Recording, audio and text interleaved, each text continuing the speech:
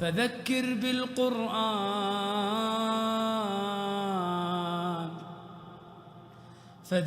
بالقرآن من يخاف وعيد.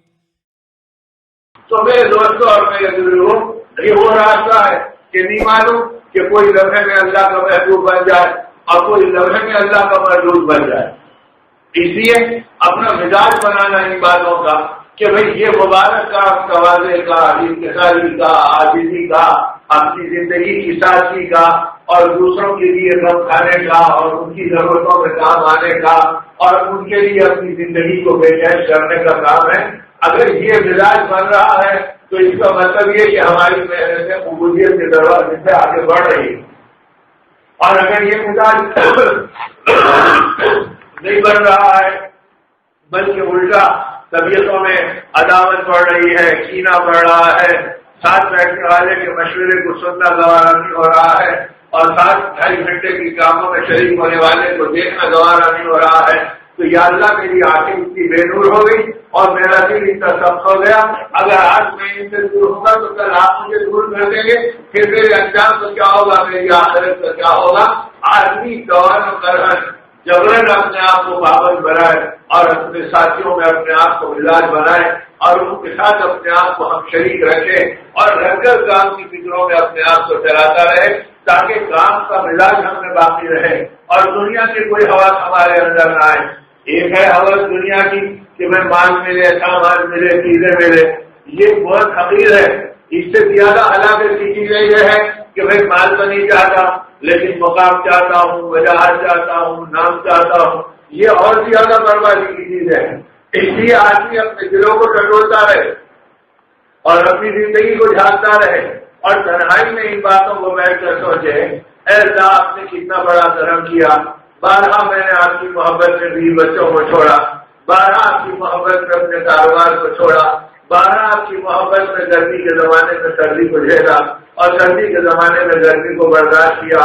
کھانا وقت پر آپ دیجیے تو میں اس پر آپ سے راضی رہا اور رہ کر آپ کے راستے میں چلا. لیکن اب اگر میرا یہ حال ہو گیا کہ میری نظر بدل گئی، میرا خیال بدل گیا اور میرے اندر اپنے مقام اور میں کرنے کا کوئی جذبہ آ گیا، تو اگر ان ساری چیزوں کے نتیجے میں آپ مجھے ننگا کر دیں تو پھر وہ بھی گیا یہ بھی گیا.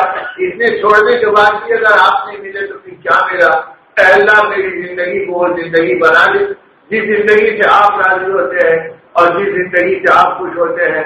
اس طرح ہماری زندگی کا مزاج دین کی اس محنت میں اور دعوت اللہ کے ان کاموں میں اپنی تواضع کا، اپنی قربانیوں کا اور قربانی کے بعد قربانی کی نفی کرنے کا.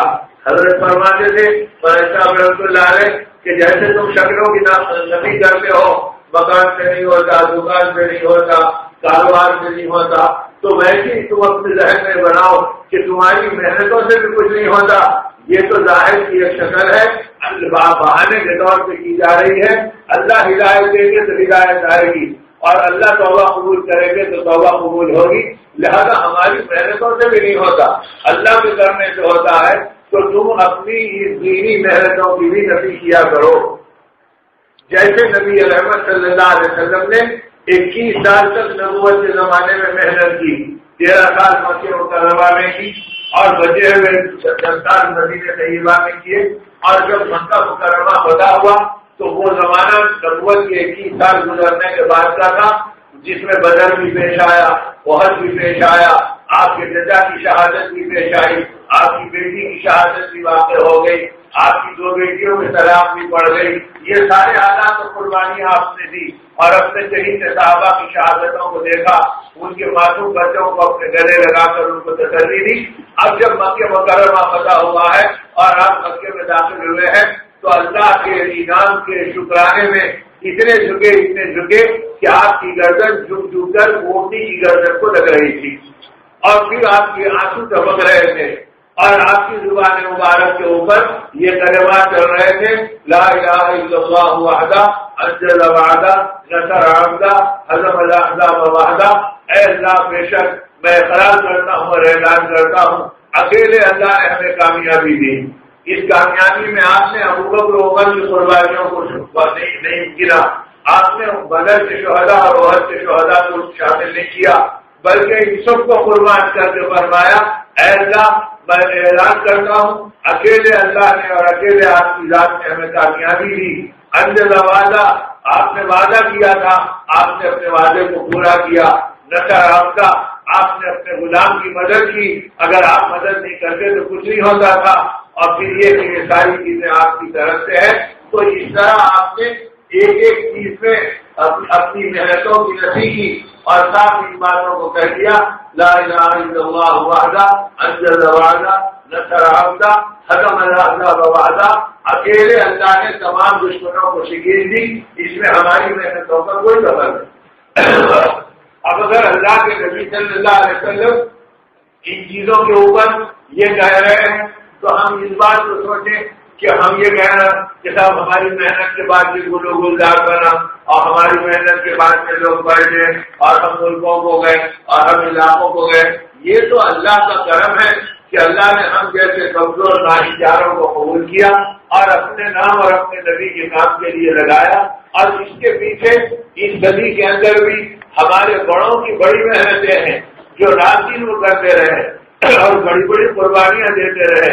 ہمارے مولانا سید احمد صاحب رحمۃ اللہ علیہ فرمانے لگے کہ حضرت موت سے بیٹھ کیا کرتے تھے مولوی صاحب رحمۃ اللہ علیہ اپنے شہیدوں سے اور کہتے تھے کہ یا تو ہم مریں گے یا اللہ کا دین دنیا میں وجود میں آئے گا.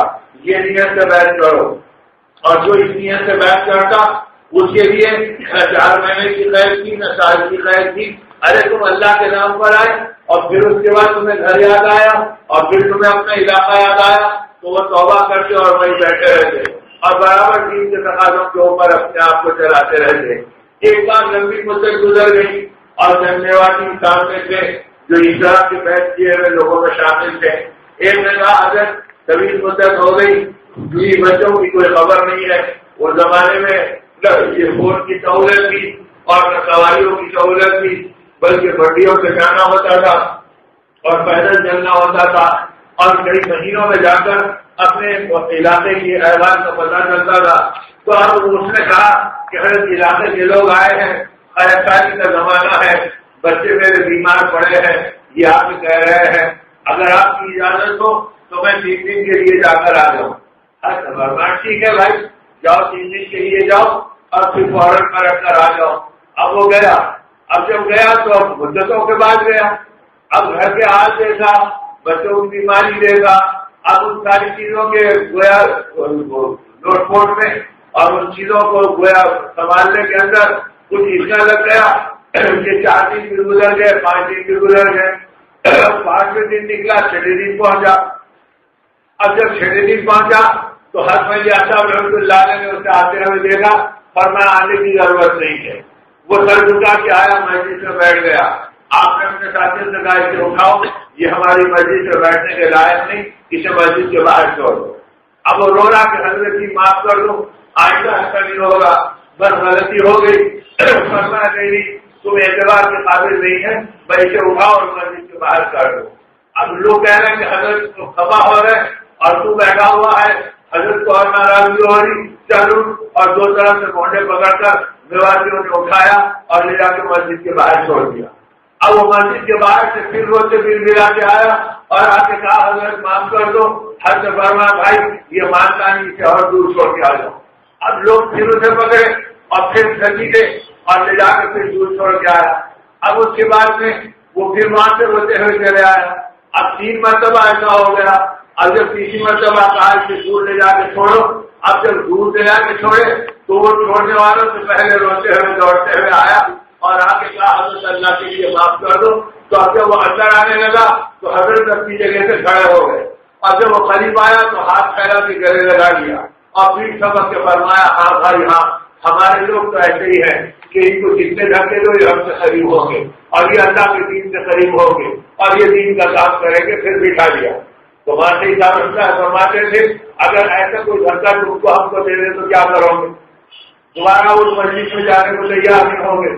لوگ گھر پہ آ کے خوشامد کریں گے, غصہ اتر گیا, امیر صاحب کا آؤ بلا رہے, ارے چلو جو بہت زمین دیں گے, اب کیا لے کے بیٹھے, جو غصہ میں یہ بولا ہے بولیں گے. لیکن وہاں اخلاق اندر کا یہ تھا کہ تھکے کھا رہے ہیں اور پھر پلٹ کے آ رہے ہیں. یہ واقعہ سناتے اور فرمایا میرا بھی ایک امتحان ہوا اور اللہ نے اس کو مجھے کامیاب کر دیا۔ اب ہم تعجب سے دیکھ رہے ہیں کہ حضرت کیا فرماتے ہیں، تو فرمانے لگے کہ کھیڑ افغان میرا بھی گاؤں ہے اسی یوپی کے علاقے میں، اور ایک لمبی مدت گزری تھی، میں نے بھی حضرت سے کہا کہ حضرت 3 دن کی اجازت ہو تو آؤ، فرمایا ہاں جاؤ 3 دن میں آ جاؤ۔ اب میں چڑھا، اب جب پہلے دن پہنچا گھر پر تو آدھا دن نہیں گزرا میری بچی بیمار پڑ گئی۔ اب ایسی بیمار پڑی کہ بخار اس کا اب ہے اور اسے اجازتیں ایسی ہو رہی ہے کہ ہوتے ہوتے اس کا ہاتھ نکال ہو گیا۔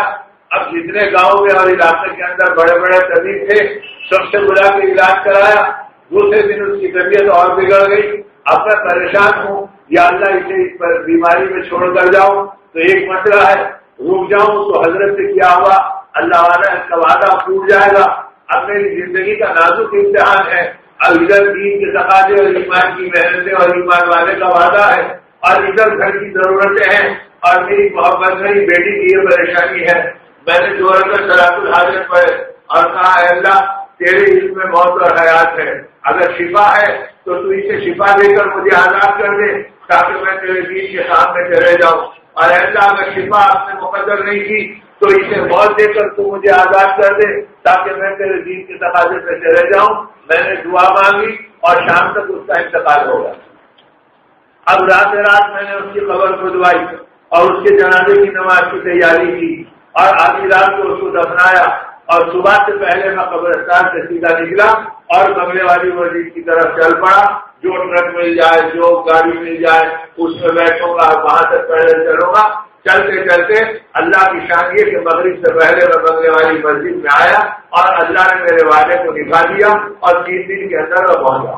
میں آپ سے کیا عرض کروں، جب حضرت سے پہلی بات سنا تو کئی دن تک جب سوچتا روکتے کھڑے ہو جاتے اور آنسو تھمتے نہیں، اور میں کہتا یا اللہ ہماری ہدایت کے لیے اور ہم جیسے نگموں کو اس راستے پہ لگانے کے لیے ان بڑوں نے کیا کیا قربانیاں دے دی، اپنی اولاد کی نظر مان لی، اپنے اولاد کو اپنے ہاتھوں سے دفنا دیا، لیکن کام پہ آنچ آنے نہیں دیا۔